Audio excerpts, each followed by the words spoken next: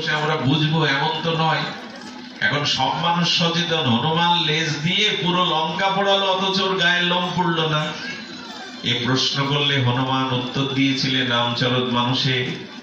মহাত্মা তুলসীদাস গোস্বামী বলেছেন, সীতা এই প্রশ্ন করলে বুকের মধ্যে রাম ও সীতাকে দেখিয়ে বলেছিলেন, মা লেজ তো পিছনে, আর আমার বুকেই তো তুমি বসে আছো সাক্ষাৎ ভক্তি দেবী প্রভু, আমার গায়ে আগুন জ্বালাবে কে?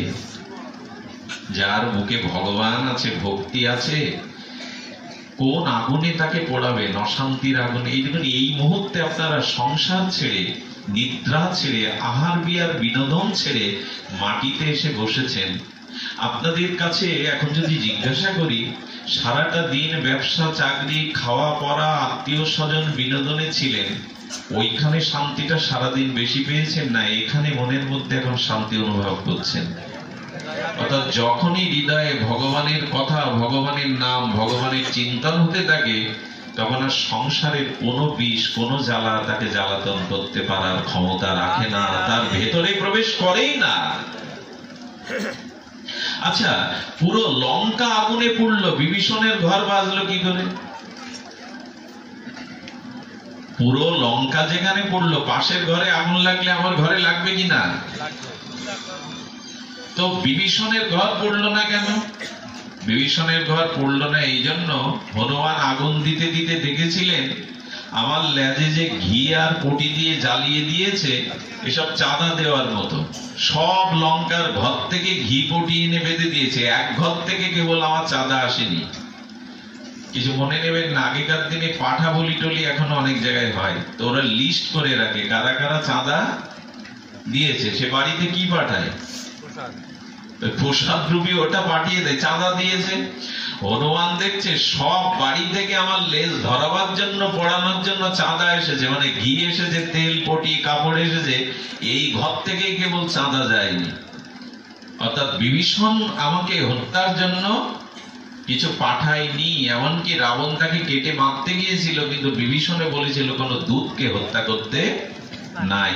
বিভীষণের ঘরে তুলসী ছিল, বিভীষণের ঘরে রাম নাম লেখা ছিল, আর বিভীষণ ভক্ত, এই জন্য সব ঘর পড়লেও বিভীষণের ঘরে আগুন লাগেনি। এই প্রশ্ন আপনার কাছে যদি করেন, দেখবেন তার ঘরে আজও আগুন লাগে না, অশান্তির আগুন। যার ঘরে ভক্তি আছে, ভগবান আছে, ভজন আছে, তার ঘরে আগুন লাগতে পারে না।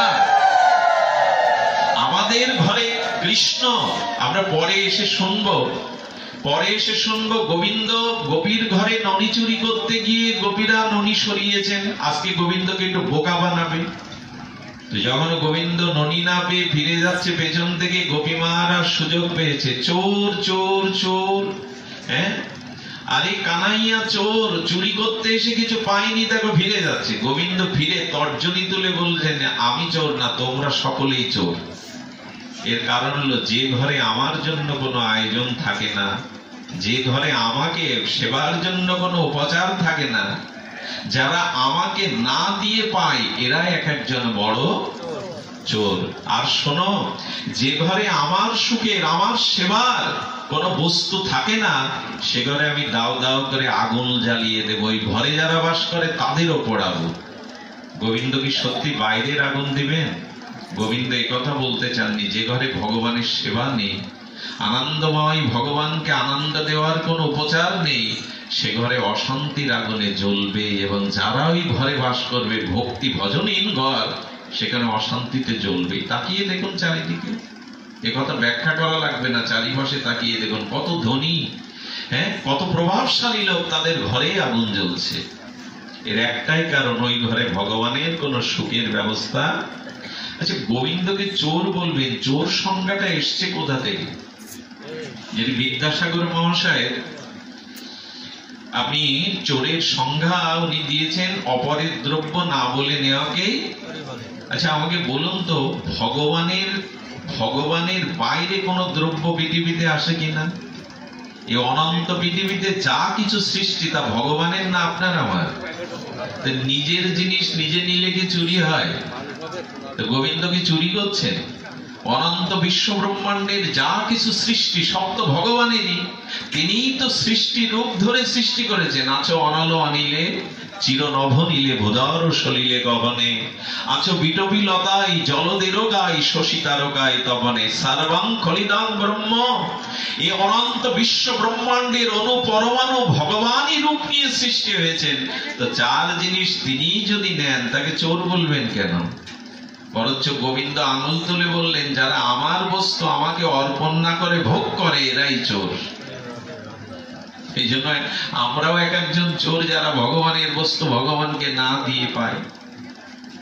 এই জন্য যেটা বলছিলাম, যে ভগবান ভক্তবৎসল দামোদর, আর তিনি কি করলেন, তাকে বাধা যায় না। বাধা হলো কি দিয়ে?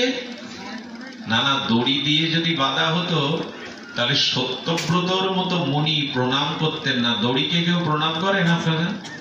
কিন্তু এইখানে দেখবেন দামোদর অষ্টকে বলা আছে, নমস্ত হস্তে দামনে। মুনি প্রণাম করছেন যশোদা যে রঞ্জুতে বেঁধেছিলেন গোপালকে, তো দড়িকে মুনিরা প্রণাম করবে? বলে ওটা রঞ্জু নয়, ওটা দাম নয়। ভগবানকে বাঁধতে গেলে ভগবানের থেকে বড় বস্তু নিতে হবে। 10 ইঞ্চি বাঁধতে গেলে 12 ইঞ্চি দরকার। তো ভগবানের থেকে যদি কিছু বড় থাকে, সেটি হলো ভক্তি, আর ভক্তই হলো সব থেকে বড়। ভগবানের থেকে বড় হলো ভক্তি এবং ভক্ত। এই জন্য ভগবান বললেন, অহং ভক্ত পরাধীন, আমি একমাত্র অধীন ভক্তির কাছে এবং ভক্তের কাছে। আহা, এইখানটায় আমাদের ফিরে আসতে হবে। ভগবান জ্ঞানের কাছে নিজে বড় বলেননি, আমার থেকে বড় জ্ঞান কর্ম বলেননি। ভগবান বলেছিলেন, অহং ভক্ত পরাধীন, ভক্তি বশ পুরুষ, আমি একমাত্র বশ হতে পারি। আমার থেকে বড় যদি কোনো মহিমা থাকে, এটা ভক্ত এবং ভক্তি। আমাদের প্রয়োজন এটা, আমাদের প্রয়োজন এই ভক্তি। তাছাড়া তাকে বাধা যাবে না, তাকে ধরাও যাবে না। দুর্যোধন রাজ ক্ষমতা দিয়েও বাঁধতে পারেনি, কিন্তু যশোদা রঞ্জুতে বাঁধলেন। ভক্তি ডোরে বাঁধে মাই, শব্দটা দিয়েছেন মনি, ভক্তি ডোরে বাঁধে। এখন প্রশ্ন হলো, গোবিন্দকে বাঁধবেন, ওই ভক্তিটা আছে তো আমার হৃদয়ে?